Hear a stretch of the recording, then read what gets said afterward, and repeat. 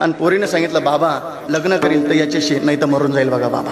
बापानं सांगितलं पोरी जन्म झाला तर अख्ख्या गावाला पेढे वाटले ना, पण अशी वाईट बातमी जर गावाला कळली तर मला जीवन जगता नाही. बाबा खबरदार, करीत लग्न याच्याशी, नाही तर मरून जाईल. बापाच्या डोळ्यादगत पोरगी निघून गेली पारताळेकर. भगवान के दरबार में देर है लेकिन अंधेर नाही. तुम्ही कोणाचा तरी पवित्र विश्वासघात करत असाल ना, कोणाचा तरी पवित्र विश्वासघात करत असाल, ऐका, एक दिवस विश्वासघात केलेला, आपलं सुद्धा चुकीचं केलेलं कर्म आपला घात केल्याशिवाय राहणार नाही, एवढं ध्यानात ठेवा. 10वा दिवस निवडला, ज्याच्या सोबत पळून गेली तो दारू प्यायला लागला, मारायला लागला. आता पुरीला पश्चाताप झाला. बापाचं ऐकलं असतं तर आयुष्याचं सोनं झालं असतं. 12:30 वाजता कमराड्यात लात मारायला सांगितलं, जाय तुझ्या बापाना तेवढं इस्टेट आहे माझ्या नाव कर. ऐका, तरी ना माहेरचा रस्ता धरला. पहाटी पोरगी माहेरात आली. मायबापाच्या घराजवळ गेली ना ताई, तर पोरी मायबापाच्या दाराला कुलूप लावलेलं होतं. शेजारची चुलती झाडलोट, कुठं गेले आई वडील, दाराला टाळा लावला.